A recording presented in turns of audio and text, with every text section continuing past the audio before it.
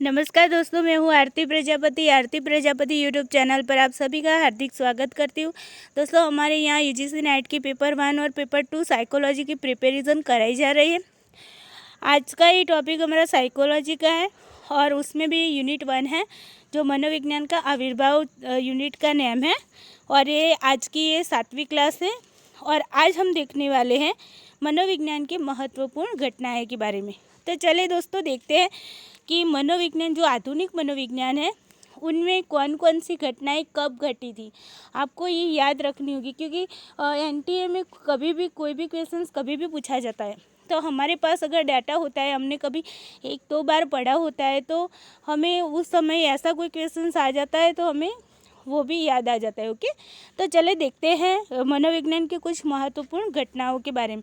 उससे पहले आपको रिक्वेस्ट करूँगी, हर बार करती हूँ तो आज भी करूँगी कि अगर मेरे वीडियोस आपको अच्छे लगते हैं तो लाइक कीजिएगा, अपने दोस्तों के साथ शेयर कीजिएगा ताकि उनको भी फ़ायदा हो, और मेरे इस चैनल को सब्सक्राइब कर दीजिएगा। ओके, ताकि आपको जो भी नोटिफिकेशन है वो टाइम पर आपको मिलती रहे। चलिए दोस्तों, देखते हैं मनोविज्ञान की महत्वपूर्ण घटनाओं के बारे में। देखिए, आधुनिक मनोविज्ञान के विकास में कुछ रोचक घटनाएं के बारे में आज हम देखने वाले हैं। तो देखिए, 1879 में विल्हेम वुंट ने लिप्जिग जर्मनी में प्रथम मनोविज्ञान प्रयोगशाला को स्थापित किया था। देखिए, ये बात मैंने आपको शुरुआती दौर में ही बता दिया था जब मैंने बताया था कि मनोविज्ञान क्या है, साइकोलॉजी, व्हाट इज़ साइकोलॉजी के। उस टाइम में मैंने आपको बताया था कि जो मनोविज्ञान है उसे प्रायोगिक रूप में जब लाया गया था, तब कब लाया गया था, तो 1879 में।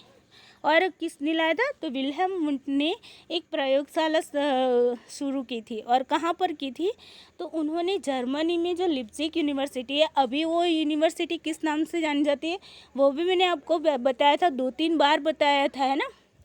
तो वो यूनिवर्सिटी किस नाम से जानी जाती है, तो कार्ल मार्क्स यूनिवर्सिटी के नाम से जानी जाती है। और वहाँ पर उन्होंने मनोविज्ञान की प्रथम प्रयोगशाला को स्थापित किया। और तब से लेकर क्या हुआ कि मनोविज्ञान एक प्रायोगिक विज्ञान के रूप में स्थापित हुआ। उससे पहले क्या हुआ था, तो उससे पहले मनोविज्ञान एक फिलोसॉफी का एक पार्ट माना जाता था, यानी कि दार्शनिक जो शास्त्र था उसका एक पार्ट माना जाता था। ओके, 1890 में विलियम जेम्स ने ये भी मैंने आपको बताया था कि 1819 में क्या हुआ था, ये जो प्रयोगशाला विल्हेम वुंट ने शुरू की उसके तुरंत बाद, यानी कि 1890 में विलियम जेम्स ने अमेरिका में, कहाँ पर, अमेरिका, क्योंकि ये अमेरिकन मनोवैज्ञानिक थे, तो उन्होंने अमेरिका में प्रिंसिपल ऑफ साइकोलॉजी प्रकाशित की थी। ओके, तो जो विलियम जेम्स है उन्होंने एक प्रयोगशाला भी स्थापित की, ये मैं आपको यहाँ पर ही बता देती हूँ। तो विलियम जेम्स ने जो प्रयोगशाला अमेरिका में है उसकी स्थापना की थी, तो वो भी आपको याद रखना है। ओके, कौन सी यूनिवर्सिटी थी वो भी आपको पता होगा, स्टैनफोर्ड यूनिवर्सिटी थी, है ना। तो उसके बाद देखते हैं, उन्होंने, देखिए, विलियम जेम्स ने 1890 में प्रिंसिपल ऑफ साइकोलॉजी, ये क्वेश्चंस अगर पूछा भी जा सकता है। ओके, तो विलियम जेम्स ने प्रिंसिपल ऑफ साइकोलॉजी नाम की जो पुस्तक थी उसका प्रकाशन कब किया, तो 1890 में किया। ओके, उसके बाद देखते हैं 1895 में। तो 1895 में क्या हुआ था, मनोविज्ञान की एक व्यवस्था के रूप में प्रकार्यवाद की स्थापना हुई थी। जब इस वीडियो के बाद हम देखने वाले हैं सारे जो संप्रदाय है उसके बारे में। तो जो प्रकार्यवाद है वो एक संप्रदाय है, तो वो प्रकार्यवाद की स्थापना कब हुई थी, 1895 में हुई थी। उसके बाद देखते हैं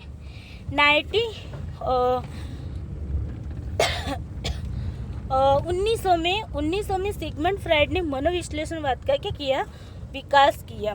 देखिए, यहाँ पर 1900 में जो सिगमंड फ्रायड है, जो सबके फेमस होते हैं ना, तो सिगमंड फ्रायड ने मनोविश्लेषणवाद का विकास किया था। ओके, उसके बाद देखते हैं 1904, यानी कि 1904 में क्या हुआ था, तो इवान पावलो को नोबेल पुरस्कार पाचन व्यवस्था के कार्य के लिए मिला, जिससे अनुक्रियाओं के विकास के सिद्धांत को समझा जा सकता है। देखिए, 1904 में क्या हुआ, आपको इस तरीके से ही याद रखना होगा। ओके, तो 1904 में इवान पावलोव को एक नोबेल पुरस्कार दिया गया। किस लिए दिया गया था, तो उन्होंने जो पाचन व्यवस्था के लिए जो कार्य किया था, जो हमें पावलोव का प्रयोग हम देखते हैं ना, तो वो पाचन व्यवस्था के कार्य में जो उन्होंने प्रयोग किया था, उसके लिए जो कार्य किया था, उसके लिए उन्हें क्या किया गया, उन्हें नोबेल पुरस्कार दिया गया था। कब दिया गया था, 1904 में। चलिए आगे देखते हैं। 1905 में बीने एवं साइमन द्वारा बुद्धि परीक्षण का विकास हुआ। क्या हुआ, जो इंटेलिजेंस टेस्ट कहते हैं, तो बुद्धि परीक्षण का जो विकास हुआ कब हुआ, 1905 में। किसने किया, बीने और साइमन ने। आगे हम डिटेल्स में इसके बारे में देखने ही वाले हैं, जब आगे यूनिट आएंगे तब हम देखेंगे। अभी आपको ये साल याद रखनी है और इस साल में ये सारा हुआ था, ये आपको याद रखना है। ओके, तो 1905 में बीने और साइमन द्वारा बुद्धि परीक्षण का विकास किया गया था। 1916 में, तो 1916 में क्या हुआ था, देखिए अब भारत में आई। ये सब अभी तक देखे वो क्या थे, विदेश में थे। अब भारत में क्या हुआ, तो 1916 में कलकत्ता विश्वविद्यालय में मनोविज्ञान का प्रथम विभाग खुला। वो भी आपको पता है, मैंने आगे बताया था, है ना। तो 1916 में कलकत्ता विद्यालय में मनोविज्ञान का प्रथम विभाग खुला। उसके बाद देखते हैं 1916 के बाद आती है 1920। तो 1920 में जर्मनी में गेस्टाल्ट मनोविज्ञान का उदय हुआ। जो गेस्टाल्ट मनोविज्ञान है उसका उदय जर्मनी में हुआ। कब हुआ, 1920 में हुआ। ओके, 1922 में क्या हुआ, तो 1922 में मनोविज्ञान को इंडियन साइंस कांग्रेस एसोसिएशन, देखें इंडियन साइंस कांग्रेस एसोसिएशन में सम्मिलित किया गया। कब किया गया, तो 1922 में। 1924 में क्या हुआ, तो 1924 में भारतीय मनोवैज्ञानिक एसोसिएशन की स्थापना हुई।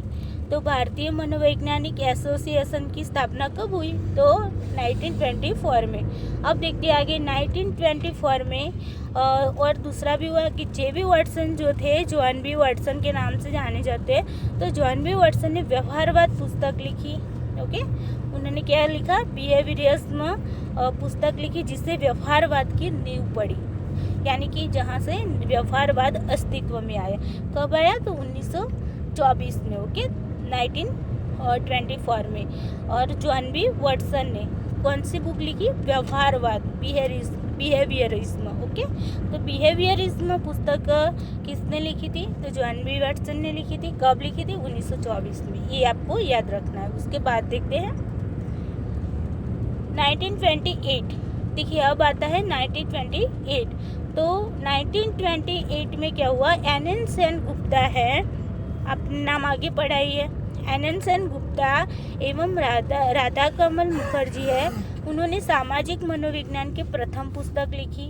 ओके, तो देखिए यहाँ पर ये भी याद रखना ज़रूरी है कि 1928 में, यानी कि 1928 में एन सेन गुप्ता ने, आपको ये नाम भी याद रखना, एन सेन गुप्ता ने और राधा कमल मुखर्जी ने सामाजिक मनोविज्ञान की प्रथम पुस्तक लिखी। पुस्तक का नाम क्या था, लंदन, एलन और अनविन। ओके, लंदन, एलन और अनविन। ओके, ये पुस्तक सामाजिक मनोविज्ञान की ये प्रथम पुस्तक उन्होंने लिखी थी। किसने लिखी थी, एन सेन गुप्ता और राधा कमल मुखर्जी ने। कब लिखी थी, 1928 में।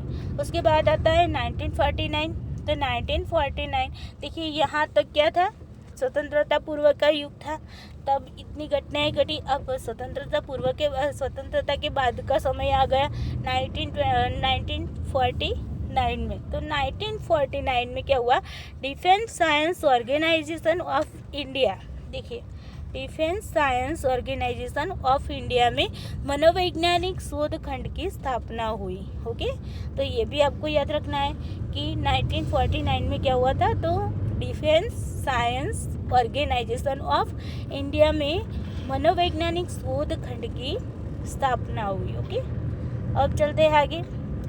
अब आता है 1949 के बाद आता है 1951। तो 1951 में क्या हुआ, मानववादी मनोवैज्ञानिक जो कार्ल रोजर्स है, उन्होंने रोगी केंद्रित चिकित्सा प्रकाशित की। देखिए कार्ल रोजर्स थे, उन्होंने रोगी केंद्रित चिकित्सा प्रकाशित की। कब की? 1951 में। ये आपको याद रखना है। ओके, किसने की? रोगी केंद्रित चिकित्सा प्रकाशित किसने की? तो कार्ल रोजर्स ने की। कब की? 1951 में की। ओके, अब देखते हैं 1953।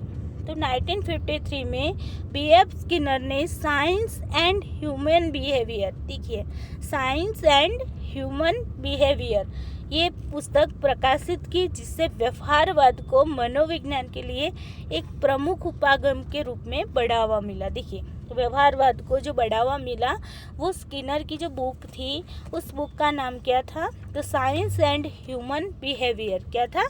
Science and human behaviour. इस पुस्तक से व्यवहारवाद को बढ़ावा मिला। ओके, तो ये आपको याद रखना है। कब मिला? तो 1953 में। उसके बाद देखते हैं 1954। तो 1954 में क्या हुआ? मानववादी मनोवैज्ञानिक अब्राहम मैस्लो, जिसको आप जानते हैं, है ना? तो अब्राहम मैस्लो ने मोटिवेशन एंड पर्सनालिटी नाम की पुस्तक प्रकाशित की। देखिए अब्राहम मैस्लो ने क्या किया? मोटिवेशन एंड पर्सनालिटी, उस नाम की बुक को कब प्रकाशित किया? तो 1954 में। उसके बाद देखते हैं 1954 में एक दूसरी घटना हुई। इलाहाबाद में मनोविज्ञान शाला की स्थापना की गई। जब 1954 में अब्राहम मैस्लो ने मोटिवेशन एंड पर्सनालिटी बुक प्रकाशित की, उसी टाइम पर यहाँ पर भारत में इलाहाबाद में मनोविज्ञान शाला की स्थापना हुई। उसके बाद देखते हैं यहाँ पर तीसरा ये आ गया, इलाहाबाद में मनोविज्ञान शाला की स्थापना 1954 में हुई। अब देखते हैं 1955 में क्या हुआ? तो बेंगलोर में national institute of mental health and neuroscience, निम्हांस, जिसके नाम आपने देखा होगा। अब देखिए निम्हांस के बारे में बताना चाहूँ तो वो अलग अलग कोर्सेज कराते और बहुत बढ़िया संस्था है, और वहाँ पर हमें जो चिकित्सा के रिलेटेड हमें कोर्सेज कराया जाता है। आप एक बार निम्हांस के साइट पर जाकर देखिएगा। अगर टाइम मिला तो मैं आपको खुद को एक बार इसका वीडियो बनाकर बताऊंगी कि निम्हांस में किस तरीके से आप साइट खोल सकते हैं और उसमें किस तरीके से कोर्सेज ज्वाइन कर सकते हैं। ओके, तो बेंगलोर में नेशनल इंस्टीट्यूट, देखिए निम्हांस का पूरा नाम भी कभी कभी पूछा जाता है। ओके, तो निम्हांस जो national institute of mental health and neuroscience है, उसकी स्थापना कब हुई? 1955 में। 1962 में रांची में हॉस्पिटल फॉर मेंटल डिजीज की स्थापना की गई, यानी कि मानसिक रोगों की जो हॉस्पिटल थी वो रांची में 1964 में स्थापना की गई। उसके बाद देखते हैं 1973। तो 1973 में क्या हुआ? तो कोनराड लोरेंज, देखिए कोनराड लोरेंज तथा निको टिनबर्गेन, यानी कि निको टिनबर्गेन और कोनराड लोरेंज को उनके कार्य पशु व्यवहार की उपजाति विशिष्टता की अंतर्निहित शैली, जो बिना किसी पूर्व अनुभव अथवा अधिगम के होती है, पर नोबेल पुरस्कार मिला। देखिए 1973 में कोनराड लोरेंज और निको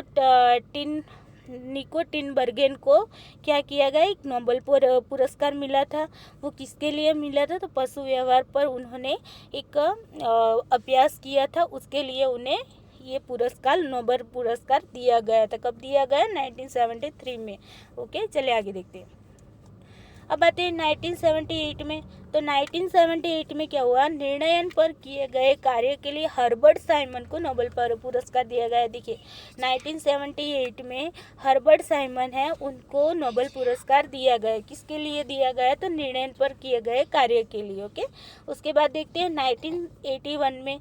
तो 1981 में डेविड ह्यूबल, क्या नाम है? डेविड ह्यूबल एवं टॉर्स्टेन विसल। तो टॉर्स्टेन विसल को, देखिए डेविड ह्यूबल और टॉर्स्टेन विसल को मस्तिष्क की दृष्टि कोशिकाओं पर शोध के लिए नोबेल पुरस्कार दिया गया। देखिए कब दिया गया? 1981 में। किसको दिया गया? तो डेविड ह्यूबल और टॉर्स्टेन विसल को। ओके, टॉर्स्टेन विसल को और डेविड ह्यूबल को मस्तिष्क की दृष्टि कोशिकाओं की शोध पर उन्हें एक नोबेल पुरस्कार दिया गया है 1981 में। अब देखिए 1981 में दूसरी भी एक घटना हुई, वो हुई रोजर्स प्रेरी। रोजर स्प्रेरी को मस्तिष्क विच्छेद अनुसंधान के लिए नोबेल पुरस्कार दिया गया। यानी कि मस्तिष्क विच्छेद अनुसंधान के लिए नोबेल पुरस्कार दिया गया। कब दिया गया? 1981 में दिया गया। उसके बाद देखते हैं 1989। तो 1989 में national academy of psychology NAOP India की स्थापना की गई। देखिए NAOP का फुल फॉर्म आपको याद रखना है, नेशनल एकेडमी ऑफ साइकोलॉजी। इसकी स्थापना कब की गई? तो 1989 में की गई। उसके बाद देखते हैं 1997 यानी कि 1997 में गुड़गांव हरियाणा में नेशनल ब्रेन रिसर्च सेंटर की स्थापना की गई। यानी कि उसका NBRC, उसका फुल फॉर्म है नेशनल ब्रेन रिसर्च सेंटर। उसकी स्थापना कहाँ पर की गई? गुड़गांव हरियाणा में। कब की गई? 1997 में। 2002 में अनिश्चितता में मानव निर्णय के अनुसंधान पर डेनियल कहनेमन डेनियल कहनेमन को नोबेल पुरस्कार मिला। कब मिला? 2002 में। 2005 में आर्थिक व्यवहार में सहयोग एवं द्वंद्व की जो समझ है उसमें खेल सिद्धांत के अनुप्रयोग के लिए थॉमस सेलिंग को नोबेल पुरस्कार दिया गया। तो दोस्तों ये थी महत्वपूर्ण घटनाएं जो आधुनिक मनोविज्ञान में घटी थी, उसके बारे में मैंने आपको बता दिया। आप इसे लिखकर याद कर सकते हैं या फिर आप उसे रटकर भी याद कर लीजिएगा। ओके, तो दोस्तों आई होप कि आपको ये वीडियो अच्छा लगा होगा। अगर वीडियो अच्छा लगा है तो उसे लाइक कर दीजिएगा, अपनी दोस्तों के साथ शेयर कर दीजिएगा और इस चैनल को सब्सक्राइब कर दीजिएगा। चलिए दोस्तों आज के लिए इतना ही। Thank you.